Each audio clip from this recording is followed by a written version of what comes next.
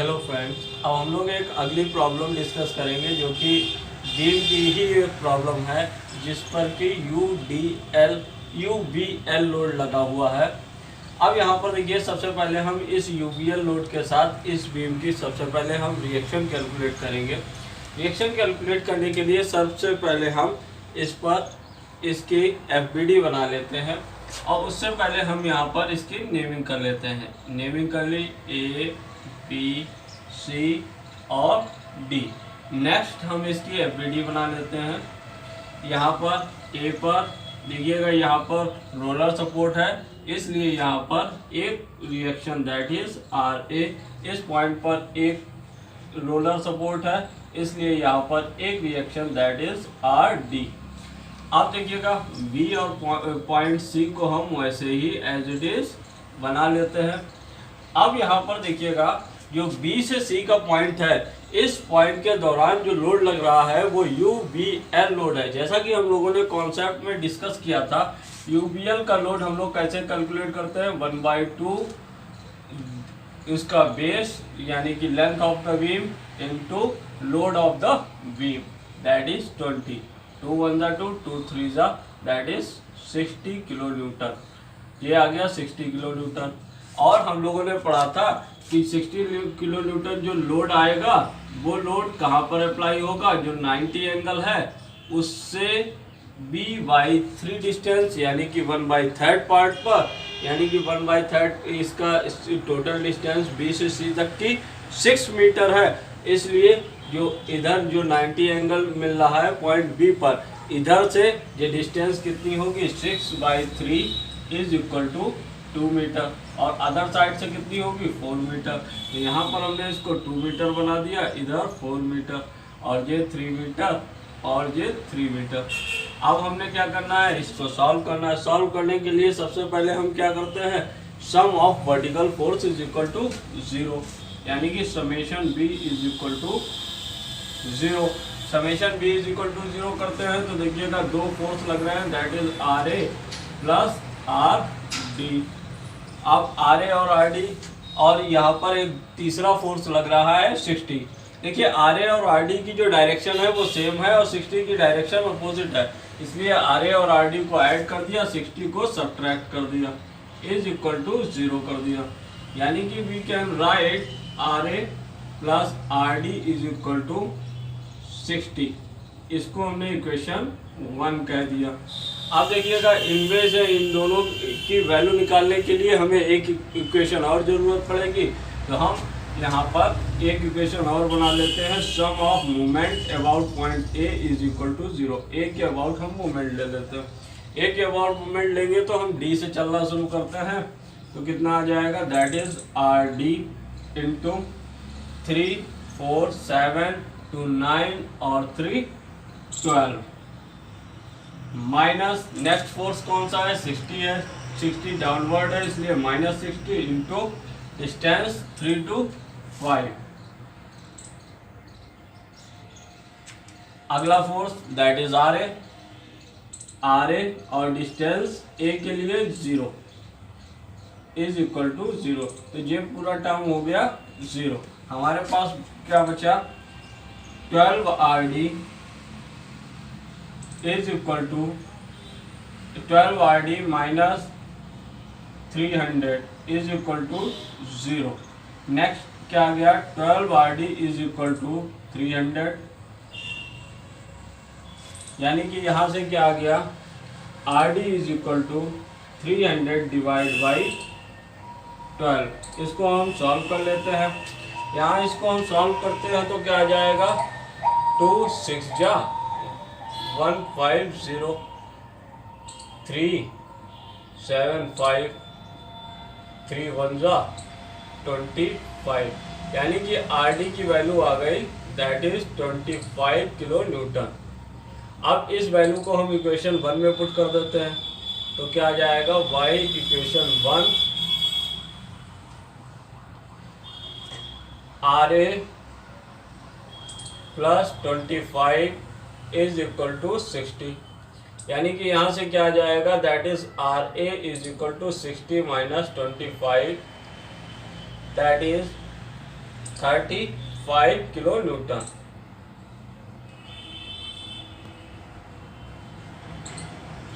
यहाँ से R A की वैल्यू मिल गई और यहाँ पर हमें आर डी की वैल्यू मिल गई, दोनों ही रिएक्शंस की वैल्यू हमें मिल गई। अब हम क्या करेंगे, इन दोनों रिएक्शंस की वैल्यू यहाँ पर मेंशन कर देते हैं, दैट इज 35, और इसको हम यहाँ पर मेंशन कर देते हैं। जो पूरा बाकी जो पार्ट है वो हम रफ कर देते हैं, क्योंकि अब हम आगे एसएफडी वीएमडी के लिए डिस्कशन करेंगे इसी में।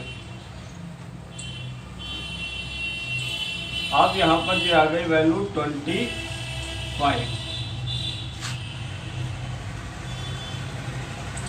अब आगे हम एसएफडी वीएमडी के लिए बात करते हैं। अब देखिएगा, अब हमें इसके आगे हमें क्या निकालना है, शियर फोर्स और बेंडिंग मोमेंट डायग्राम ड्रॉ करने हैं। तो सबसे पहले हमें क्या करना पड़ेगा, शियर फोर्स कैलकुलेशन करनी पड़ेगी। अब हम शियर फोर्स कैलकुलेशन कर लेते हैं, SFC। अब देखिएगा, शियर फोर्स कैलकुलेशन सबसे पहले पॉइंट हम राइट से चलेंगे, लेफ्ट की ओर जाएंगे, यानी कि सबसे पहला पॉइंट कौन सा है, डी है। अब देखिएगा, जब हम डी पर देखते हैं तो हमने ऐसे हाथ रख दिया तो सिर्फ हमें एक आरडी फोर्स दिखाई पड़ता है। तो यहाँ पर जो आरडी फोर्स की वैल्यू है वो कितनी है, दैट इज 25।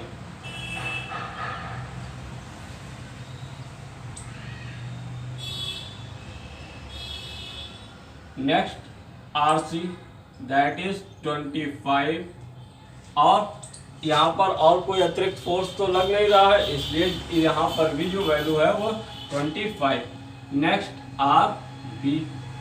जब हम आर बी पर आते हैं तो देखिए 25 तो पहले से लग रहा है, लेकिन 60 किलो न्यूटन का एक लोड और निकल चुका है, यानी कि यहाँ पर एक लोड और इंक्लूड हो गया, -60, दैट इज इक्वल टू -35। अब नेक्स्ट पॉइंट पे आते हैं, SF एट ए पॉइंट। जब हम ए पॉइंट पर आते हैं तो हमने देखा कि यहाँ पर 25 है, -60 है, और जब ए पॉइंट पर एक 35 का और रिएक्शन फोर्स लग रहा है, +35, दैट इज इक्वल टू 0।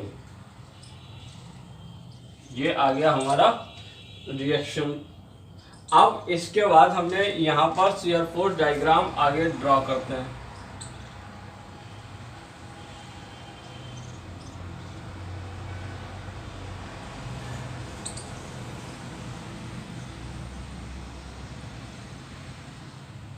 सबसे पहले SFD, और यहाँ पर बेस लाइन बना लेते हैं। सबसे पहली वैल्यू 25 है, जो कि पॉइंट डी पर है, 25, फिर नेक्स्ट 25, फिर -35 और फिर 0।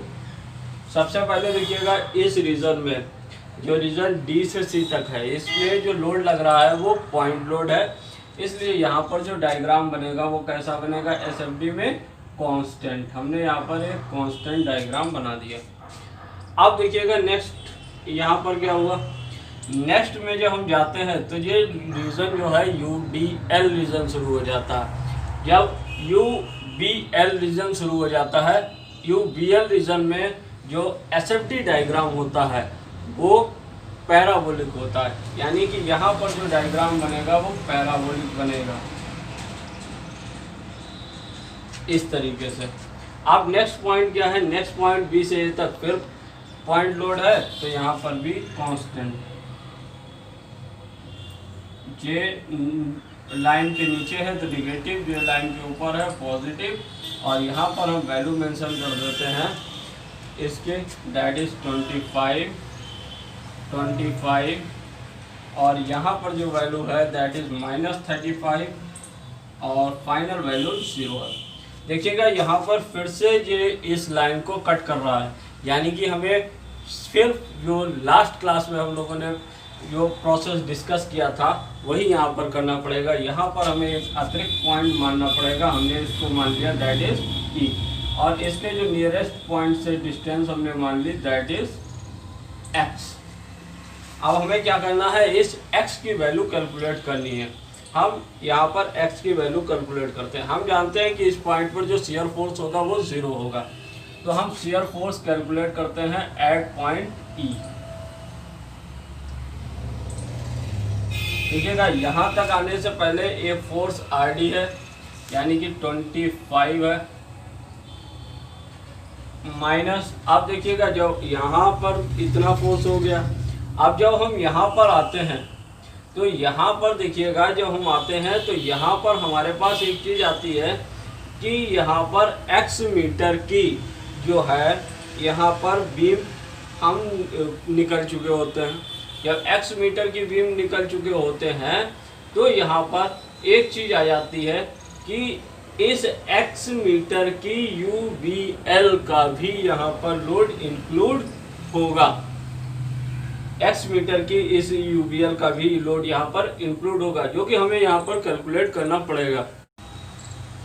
अब देखिएगा जब हमें यहाँ पर x मीटर की बीम के लिए यहाँ पर हमें लोड की वैल्यू कैलकुलेट करनी है। जब देखिएगा जब ये पूरी बीम थी तो यहाँ पर लोड की हाइट जो थी, जो लोड का टोटल था वो 20 किलो न्यूटन पर मीटर था। अब यहाँ पर कोई ऐसा पार्ट बचेगा जी, इस तरीके का पार्ट बचता है जो कि उससे कटा हुआ पार्ट है, जिसकी जो डिस्टेंस x है। तो हमने मान लिया कि इसकी जो लोड इंटेंसिटी होगी, लोड इसका जो है वो h होगा। अब देखिएगा लॉ ऑफ ट्रायंगल से हम इसको सॉल्व करते हैं। लॉ ऑफ ट्रायंगल से हम कैसे सॉल्व कर सकते हैं? देखिएगा दोनों का रेशियो तो इक्वल होना चाहिए, इसलिए हम दोनों का रेशियो इक्वल कर देते हैं। देखिएगा x/h इज इक्वल टू 6/20 हो सकता है। इस तरीके से अगर हम यहाँ से h की वैल्यू निकालते हैं तो h इज इक्वल टू क्या हो जाएगा, दैट इज 20/6 इंटू x, यानी कि h इज इक्वल टू कितना आ गया, 10/3 x। यहाँ से h की वैल्यू आ गई 10/3 x। अब देखिएगा यहाँ पर जो 25 था, 25 के आगे अब हमें इसका लोड निकालना है। इसका लोड हम लोग कैसे निकालते हैं, 1/2 बेस x और हाइट जो कि हमने यहाँ पर निकाली है 10/3 इंटू x। देखिएगा 10/3 इंटू x किया। अब हमने क्या किया, इसको 0 के इक्वल कर दिया। जब हम 0 के इक्वल कर देंगे तो यहाँ पर जो कट जाता है और ये क्या हो जाता है 25 और -5/3x²। देखिए ये इस तरफ आ जाएगा, ये इस तरफ आ जाएगा तो ये क्या हो जाएगा 5/3x² इज इक्वल टू 25, यानी कि x² इज इक्वल टू, ये 5 से कट जाएगा 5, तो x² इज इक्वल टू आ गया 15, यानी कि x इज इक्वल टू आ गया √15। अब √15 की हम वैल्यू निकाल लेते हैं। √15 की value that is x is equal to 3.87 के नियर अबाउट। ये वैल्यू जो है कैल्सी हम लोग को अलाउ होती है, इसलिए हम कैल्सी से √15 की वैल्यू कैलकुलेट कर सकते हैं। अब यहाँ पर जो हमें x की वैल्यू मिल गई 3.87, यानी कि ये जो पॉइंट होगा जहाँ पर ये इस लाइन को कट कर रहा है वो डिस्टेंस 3.87 होगी। अब हम इसके लिए बेंडिंग मोमेंट की कैलकुलेशन कर लेते हैं। हमें एक अतिरिक्त पॉइंट E पर भी बेंडिंग मोमेंट कैलकुलेट करना होगा। अब देखिएगा यहाँ पर बेंडिंग मोमेंट हम कैलकुलेट करते हैं BMC। देखिएगा बेंडिंग मोमेंट अब हम कैलकुलेट कर रहे हैं पहले D पॉइंट से लेकर के। देखिए bending moment at point D। जब हमने D पर देखा तो वहाँ पर लोड लग रहा है 25 का और डिस्टेंस है वहाँ पर 0, तो टोटल लोड हो गया 0।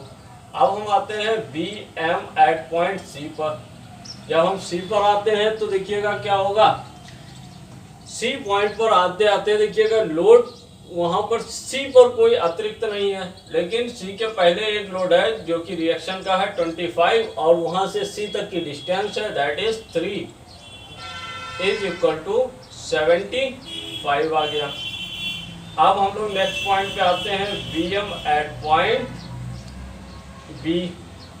अब जब हम B पे आते हैं तो क्या हो गया 25 इंटू 3 और 6 9 माइनस।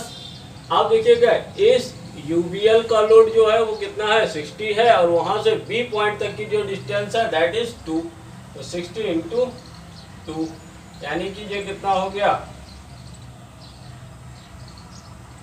225 माइनस 120, यानी कि ये आ गया 105। Next VM at point A. अब ए पॉइंट पर बेंडिंग मोमेंट निकाल लेते हैं। ए पॉइंट पर बेंडिंग मोमेंट निकालते हैं तो क्या होगा, 25 into 12 minus 60 into 5 plus 35 into 0। अब देखिएगा यहाँ पर ये कितना हो गया, that is 300 minus 300 is equal to 0। Last point पे जैसा कि हम लोगों ने डिस्कस किया था वो 0 आ गया।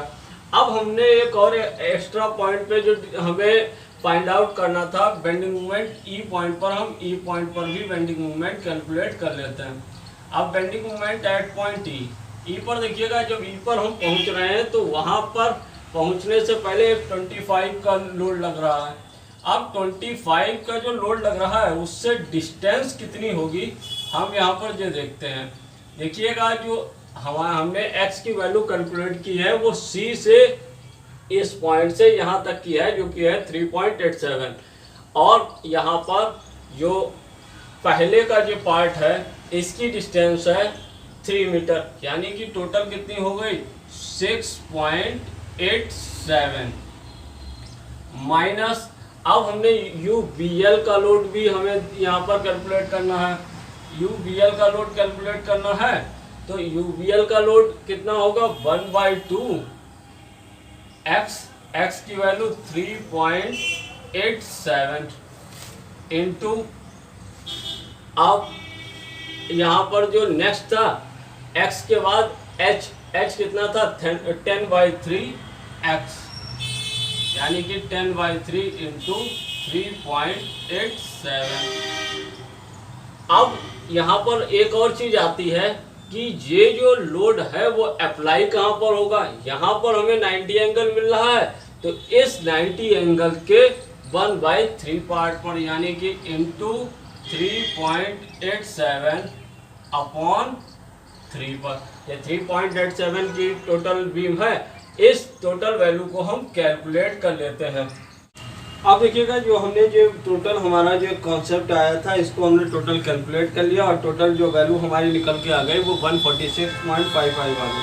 देखिएगा जैसा कि हम लोगों ने कॉन्सेप्ट में पढ़ा था वैसा ही यहाँ पर निकल के आया। ये जो वैल्यू आई है वो सभी वैल्यू से मैक्सिमम वैल्यू है, यानी कि जो पॉइंट होता है जिस पॉइंट पर ये कट करता है उस पॉइंट पर, जैसा कि हम लोगों ने पढ़ा था कि कॉन्सेप्ट में कि उस पॉइंट पर मैक्सिमम वैल्यू आनी चाहिए, तो ये मैक्सिमम वैल्यू आई है।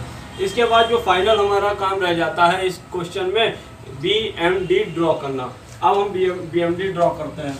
BMD ड्रॉ करने के लिए सबसे पहले हमने बेस लाइन बना लेनी है, फिर पहले पॉइंट पर जो वैल्यू है दैट इज 0, लास्ट पॉइंट पे जो वैल्यू है दैट इज ऑल्सो 0, और मिडिल पॉइंट पर जो वैल्यू है, एक मिडिल पॉइंट पर वैल्यू है 105 और 75। देखिएगा C पॉइंट पर जो वैल्यू है वो 75 है, यानी कि 75 यहाँ पर और 105 इससे थोड़ा सा ऊपर, और इन दोनों पॉइंट्स के बीच में एक डिस्टेंस है दैट इज 146, ये 146।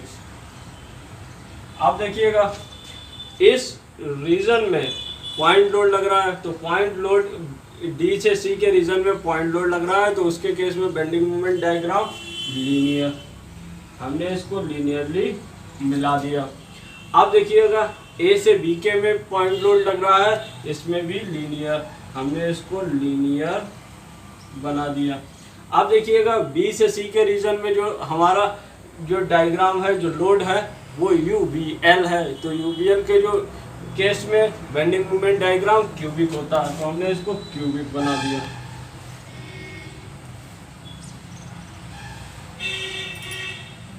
ये बन गया हमारा डायग्राम। अब यहाँ पर हम वैल्यू मेंशन कर देते हैं, that is 0, that is also 0, that is 146.55, और यहाँ पर जो वैल्यू है दैट इज 75, और यहाँ पर जो वैल्यू है 105।